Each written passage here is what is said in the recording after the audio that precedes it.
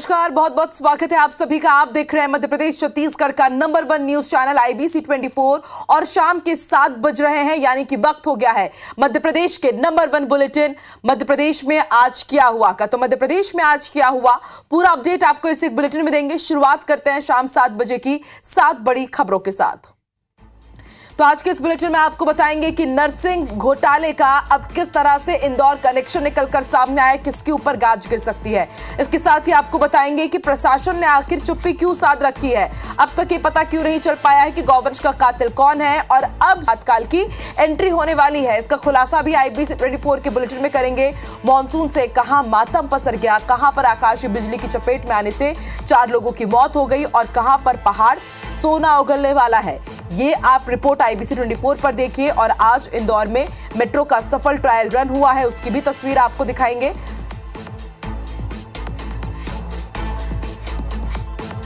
और अब आपको बताते हैं कि ट्रांसफर जारी, सियासत भारी। मध्य प्रदेश में एक बार फिर से ट्रांसफर नीति को लेकर के जोरदार पॉलिटिक्स हो रही है।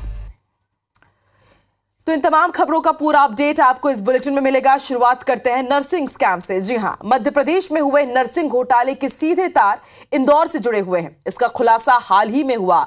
दरअसल जिन 50 डॉक्टर्स ने नोटिस का जवाब नहीं दिया, इनमें से 9 डॉक्टर्स इंदौर के हैं और अब माना जा रहा है कि इन पर कभी भी निलंबन की गाज गिर सकती है। देखिए पूरी रिपोर्ट।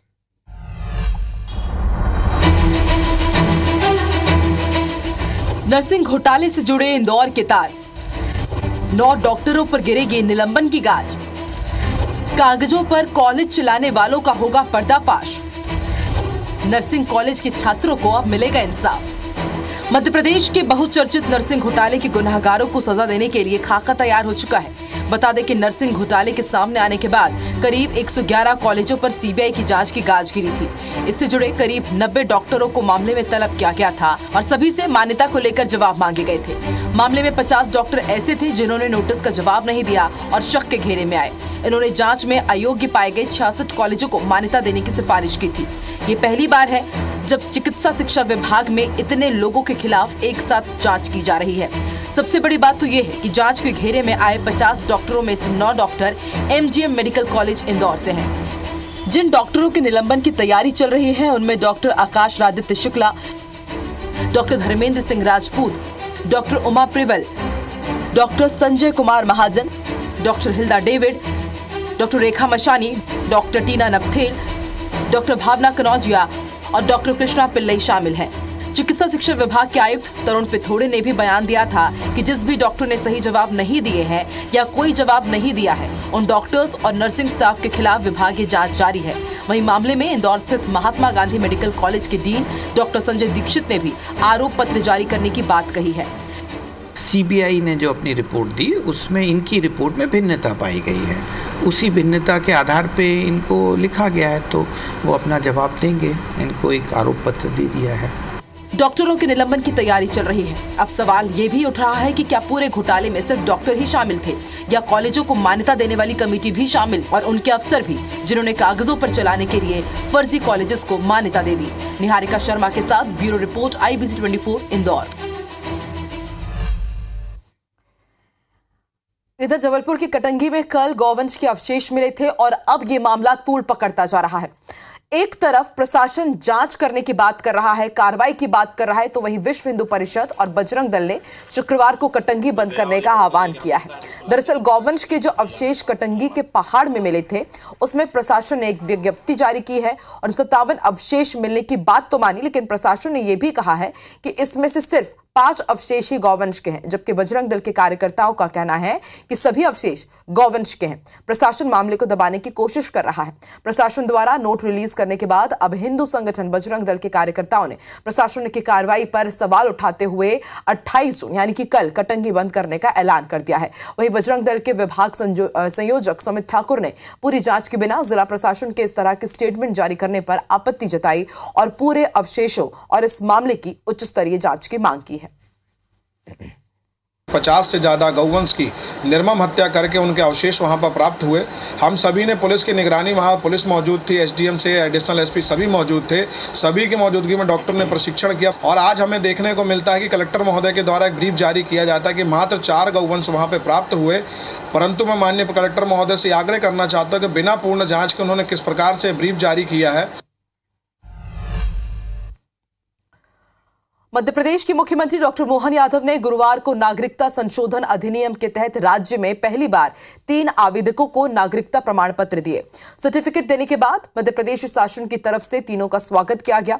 इस दौरान मुख्यमंत्री मोहन यादव ने कहा कि प्रधानमंत्री नरेंद्र मोदी ने नागरिकता संबंधी कठिनाई का निराकरण कर एक ऐसा रिश्ता पुनर्स्थापित करने का प्रयास किया है जो अखंड भारत की याद दिलाता है। ये लोग सिर्फ तत्कालीन सरकार के भरोसे से वहां रह गए थे। सीएम ने आगे कहा कि सीएए से हमारे परिवार के लोग हमारे पास आ रहे हैं, ये अपने धर्म को बचाने के लिए अपने मूल देश में आ रहे हैं। वहीं नागरिकता पाने वाले समीर सेलवानी और संजना सेलवानी के पिता पाकिस्तान में रह रहे थे। साल 2012 से ही वो भारत में हैं। इन्होंने सीएए के तहत मई में आवेदन दिया था। वहीं तीसरी आवेदक राखी दास बांग्लादेश से हैं और राखी ने बताया कि बांग्लादेश में भारत की भक्ति की आजादी नहीं है, वहां महिलाओं को महिला माना जाता है जबकि भारत में ह्यूमन माना जाता है। यशस्वी प्रधानमंत्री श्रीमान नरेंद्र मोदी जी ने ये एक ऐसी कठिनाई थी जिस कठिनाई का निराकरण करके एक ऐसा रिश्ता पुनर्स्थापित करने का प्रयास किया जो अखंड भारत की याद दिलाता है। ये 47 के पहले तत्कालीन सरकार के द्वारा जो निर्णय किया गया था कि हम अपने देश में हमारे सभी अल्पसंख्यकों की रक्षा करेंगे। मध्य प्रदेश सरकार ने स्कूलों में इंदिरा सरकार के समय लगाए गए आपातकाल को बढ़ाने का फैसला किया है। इस फैसले का स्वागत करते हुए पीडब्ल्यूडी मंत्री राकेश सिंह ने कहा है कि आने वाली पीढ़ी को इतिहास के साथ आपातकाल के बारे में पता होना चाहिए ताकि वो जागरूक सचेत हो सके। भारत दुनिया का सबसे बड़ा लोकतंत्र है। इस लोकतंत्र को कांग्रेस ने आपातकाल लगाकर कलंकित करने का काम किया था। गौवंशों की हत्या पर मंत्री राकेश सिंह ने कहा कि गौवंश की रक्षा को लेकर मध्य प्रदेश सरकार संवेदनशील है। कानून भी बनाया गया है। जो भी इस कानून को तोड़ने की कोशिश करेगा उसके खिलाफ प्रशासन कड़ी कार्रवाई करेगा। लोकतंत्र के इस काले अध्याय के बारे में भी आने वाली पीढ़ियों को जानकारी होना चाहिए ताकि वह सदैव सचेत रहें कि कोई भी सरकार दोबारा इस तरह की कोशिश ना करे, दोबारा ऐसी कोई हिम्मत ना करे कि देश का लोकतंत्र खतरे में पड़े। और मध्य प्रदेश की सरकार भी पूरी संवेदनशीलता के साथ इस बात की चिंता कर रही है कि गौवंश की रक्षा हो और जो उस कानून को तोड़ने की कोशिश करें, जो गौवंश को नुकसान पहुंचाने की कोशिश करें, उनके खिलाफ कड़ी कार्रवाई हो। इधर मध्य प्रदेश में ट्रांसफर पोस्टिंग पर फिर सियासत शुरू हो गई है। उपनेता प्रतिपक्ष हेमंत कटारे ने सीएम को पत्र लिखा है और ट्रांसफर पोस्टिंग कराने के नाम पर भ्रष्टाचार का आरोप लगाया है। हेमंत कटारे ने कहा कि सीएम का नाम इस्तेमाल किया जा रहा है और कुछ लोग भ्रष्टाचार कर रहे हैं। हेमंत ने 5 लोगों के नाम लिखकर सीएम को आगाह किया, साथ ही 5 की कॉल डिटेल की जांच करवाने की सलाह दी है।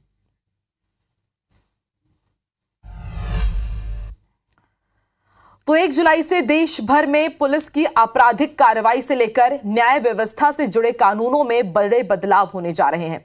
नई व्यवस्था में सजा और जुर्माने के प्रावधान में काफी बदलाव आ जाएगा।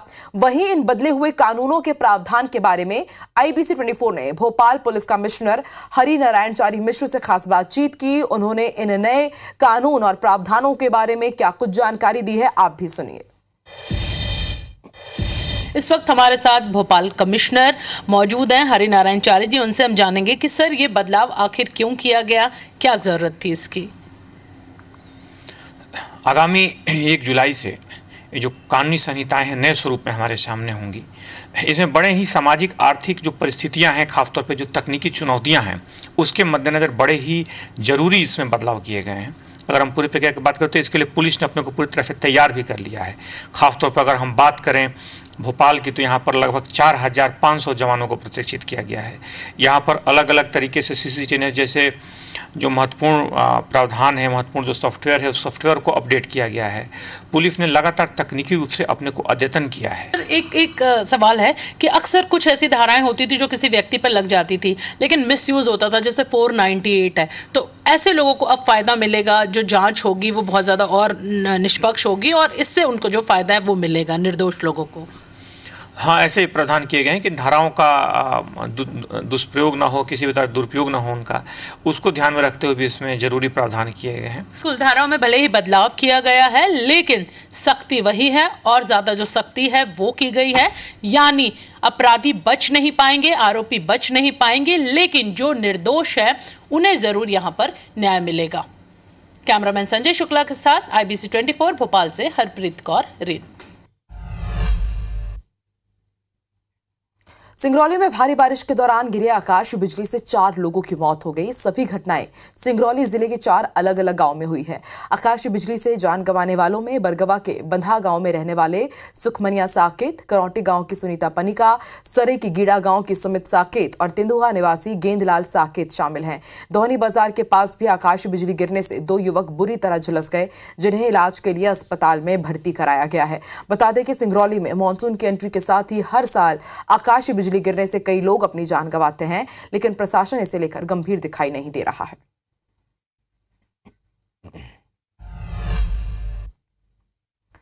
450 करोड़ रुपए की लागत से बनकर तैयार हुए जबलपुर के नए नवेले एयरपोर्ट पर आज एक ऐसा हादसा हुआ जिसे देखने वालों ने दांतों तले उंगली दबा ली। एयरपोर्ट के ड्रॉप एंड गो जोन में बनाई गई सजावटी छत का छज्जा गिर गया। कैनोपी का हिस्सा बारिश का पानी भरने की वजह से वजनी हुआ और सीधे नीचे आकर गिर गया, जिससे नीचे खड़ी लग्जरी कार की छत और शीशे पूरी तरह से टूट गए। गनीमत रही कि जब यह हादसा हुआ तब कार में कोई भी मौजूद नहीं था। ये कार एयरपोर्ट पहुंचे आयकर विभाग के एक अधिकारी की थी। इधर इस घटना का वीडियो सामने आते ही सियासत भी शुरू हो गई है। पूर्व मंत्री और कांग्रेस विधायक लखन घनघोरिया ने इस घटना को एयरपोर्ट निर्माण में हुए भ्रष्टाचार का नतीजा बताया। सोशल मीडिया साइट एक्स पर लिखते हुए लखन घनघोरिया ने कहा कि मोदी की गारंटी से बने एयरपोर्ट की रूफटॉप गिरने से सीधे सीधे ये भ्रष्टाचार का मामला की तरफ इशारा करता है। उधर इस घटना पर पूर्व सांसद और राज्य सरकार के PWD मंत्री राकेश सिंह ने कहा कि एयरपोर्ट प्रबंधन से मिलकर इस हादसे की जांच करवाई जाएगी और कोशिश होगी कि दोबारा इस तरह की घटना ना हो।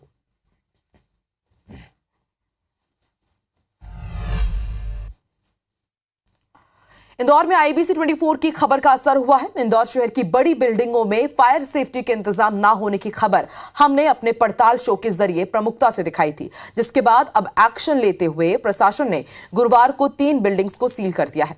अफसरों ने बाकायदा फायर सेफ्टी सिस्टम के लिए 3 महीने से ज्यादा का समय दिया था, लेकिन इसके बाद भी फायर सेफ्टी सिस्टम कई बिल्डिंगों में नहीं मिले। बिल्डिंग सील करने के दौरान काफी विरोध और विवाद भी हुआ, लेकिन पुलिस बल की मौजूदगी में सपना संगीता स्थित Vikram tower, style up, Madhumilan grace building को सील कर दिया गया।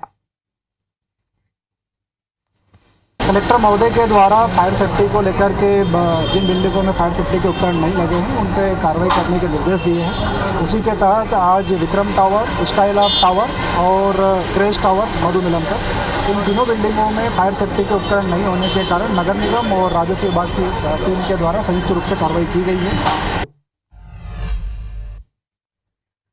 जबलपुर में गेहूं खरीदी के मामले में प्रशासन ने कड़ाई बरतना शुरू कर दिया है। कलेक्टर के निर्देश पर खाद्य विभाग के अधिकारी ने मझौली थाने में वेयर हाउस संचालक समेत 7 लोगों के खिलाफ FIR दर्ज की है।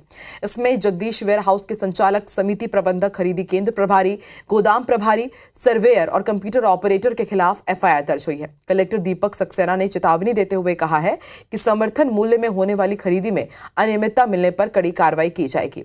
दरअसल दुर्गा स्व सहायता समूह ने गेहूं खरीदी की थी, जिसे जगदीश वेयर हाउस में रखा गया था। जहां गड़बड़ी की शिकायत पर सिहोरा SDM ने जब मौके का जायजा लिया तो अमानक गेहूं मिला और 40 लाख रुपए की गेहूं की हेरफेर की बात सामने आई थी। मतलब जितनी खरीदी चढ़ी हुई थी उसकी तुलना में करीब 1600 कुंटल के आसपास का जो गेहूं है वहाँ पे कम था, तो इस कारण करीब 40 लाख का माल वहाँ कम पाया गया। ये देखिए, जहाँ कहीं भी शिकायतें आएंगी रेगुलर इंस्पेक्शन होते हैं, शिकायतें आती हैं उस पर इंस्पेक्शन होते हैं। यदि कहीं कोई कोताही बरती गई है, गड़बड़ी की गई है तो कार्रवाई। बड़ी बड़ी खबर आपको धार से बता दें, कपड़ा दुकान में चोरी के साथ डांस करने का वीडियो सामने आया है। ये दुकान में चोरी कर रहे थे और उसके साथ ही नाचते हुए भी नजर आए हैं। घटना का सीसीटीवी फुटेज सामने आया है। मनावर थाने के गढ़पुर गांव का ये मामला है। तो आप देखिए किस तरह से एक कपड़े की दुकान में चोरी करने के लिए शातिर चोर जाते हैं और उसके साथ ही वहां पर डांस भी करते हैं एक एक करके और पूरी दुकान में ये हाथ साफ करते हैं। घटना का सीसीटीवी फुटेज भी सामने आया है।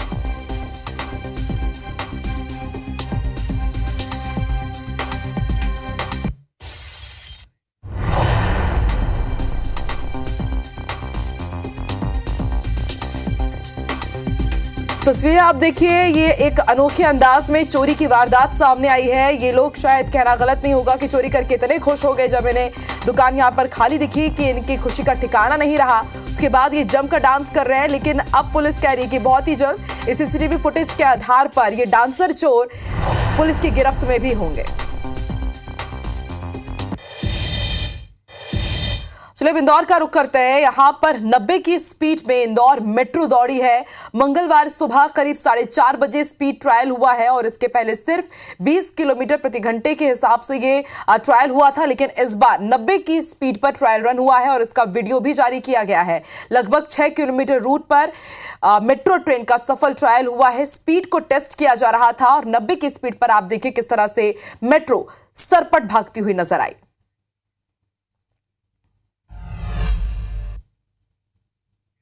इंदौर की एक नाबालिग बेटी अपना लिवर देकर अपने पिता की जिंदगी बचाएगी। मध्य प्रदेश हाईकोर्ट की इंदौर खंडपीठ ने लिवर की बीमारी से जूझ रहे एक किसान को बड़ी राहत दी है। कोर्ट ने इस बात की मंजूरी दी कि वो ट्रांसप्लांट के लिए अपने 17 वर्षीय बेटी से लिवर का हिस्सा दान में ले सकता है। दरअसल इंदौर के बेटमा निवासी 42 वर्षीय शिव नारायण बाथम ने हाईकोर्ट में याचिका दायर कर गुहार लगाई थी कि उनकी बेटी उन्हें अपने लिवर का हिस्सा दान करने को तैयार है, इसकी अनुमति दी जाए। और अब करीब 2 हफ्तों बाद हाईकोर्ट से अनुमति मिल गई है। इस मामले में सरकारी वकील ने कोर्ट को बताया कि मेडिकल कॉलेज की रिपोर्ट और स्वास्थ्य आयुक्त ने अपनी रिपोर्ट में नाबालिग को लिवर देने के लिए पूरी तरह से फिट बताया है। अब ऐसे में हाईकोर्ट ने कहा है कि पूरी सावधानी बरतते हुए जल्द से जल्द ऑपरेशन किया जाए। बता दें कि पहले कोर्ट की अनुमति के बिना डॉक्टर्स ने भी लिवर ट्रांसप्लांट से इनकार कर दिया था। माइनर लड़की चाह रही थी अपने फादर को लीवर देने का, तो हमारी कमेटी ने उसको रिव्यू किया। उनके फादर का जो एक मेल्ड स्कोर है वो काफ़ी हाई था, तो किसी भी समय उनके प्रॉब्लम हो सकता था, वो लीवर देना आवश्यक है। तो हम लोगों ने मध्य प्रदेश शासन को रिकमेंड किया। हमारे रिकमेंडेशन पे हमें मंडे परसों इसकी अनुमति मिल गई है। और इस बुलेटिन में फिलहाल इतना ही। देश और दुनिया की तमाम बड़ी खबरें आप IBC 24 पर देखते रहिए और आगे देखिए नंबर 1 बुलेटिन हमर बानी हमर गोट श्रवण तंबोली के साथ। मुझे दीजिए इजाजत। नमस्कार।